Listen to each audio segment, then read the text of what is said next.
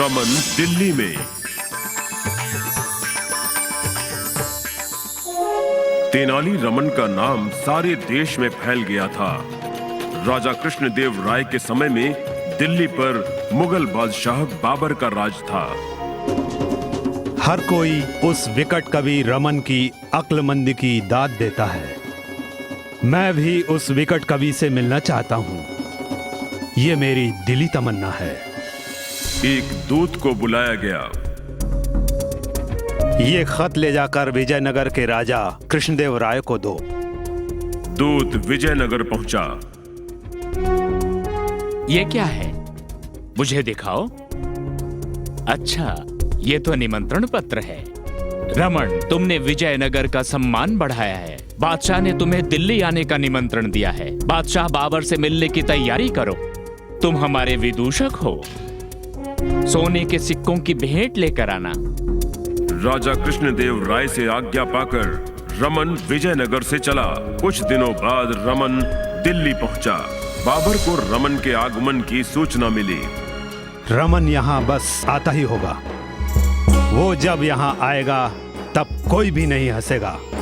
अगर कोई हंसा तो उसका नतीजा भुगतना होगा। रमन का भव्य स्वागत हुआ। खुशामदीद रमन। धन्यवाद। मेरा प्रणाम स्वीकार करें जहांपना। ये भेंट हमारे महाराज की ओर से है। और उसके बाद घोड़ा उछलने लगा।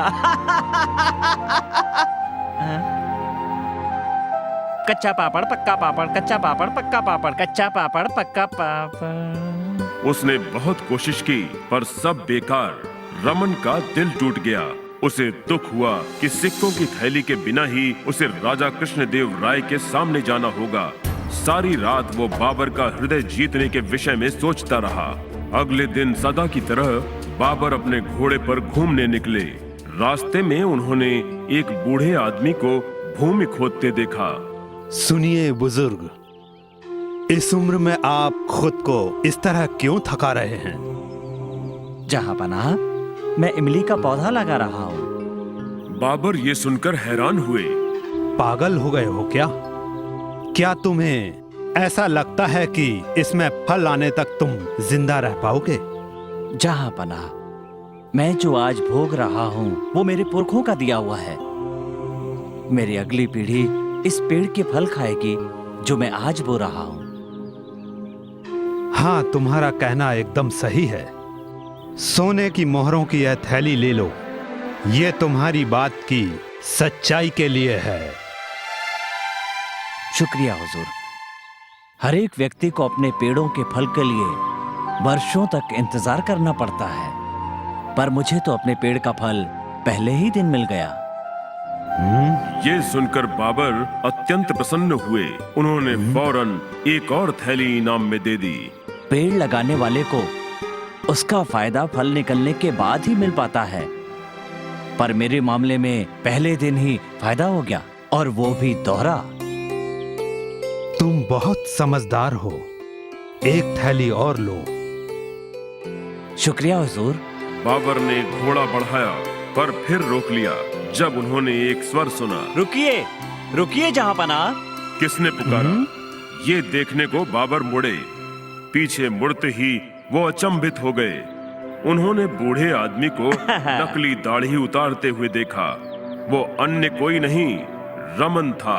बाबर लौटे और उसके पास आए। रमन, तो अभी तक तुम मुझसे बातें कर रहे थे? जी हाँ जहांपना, वो मैं ही था। मेरे राजा ने मुझे आपसे सोने के सिक्कों की एक थैली लाने को कहा था, लेकिन मैंने आपसे 3 थैलियां पाई। तुम काबिले तारीफ हो रमन। ये लो, और अब तुम्हारे पास सोने के सिक्कों की 4 थैलियां हो गई। मैं चलता हूँ, क्योंकि मेरे पास जितनी थैलियां थीं वो मैं तुम्हें दे चुका। शुक्रिया जहांपना। अब दिल्ली से वापस जाने की आज्ञा चाहता हूँ। जैसी तुम्हारी मर्जी रमन। अपने राजा को मेरा सलाम कहना। अनुमति लेकर रमन ने दिल्ली से प्रस्थान किया और विजयनगर पहुंचा। आओ रमन, तुम्हारा स्वागत है।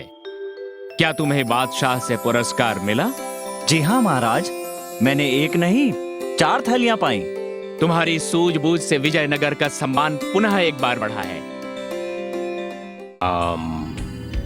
सोना, हाँ, मुझे इस अवसर का लाभ उठाना चाहिए। महाराज, कहते हुए दुख हो रहा है, किंतु वह क्यों गुरुजी? कृपया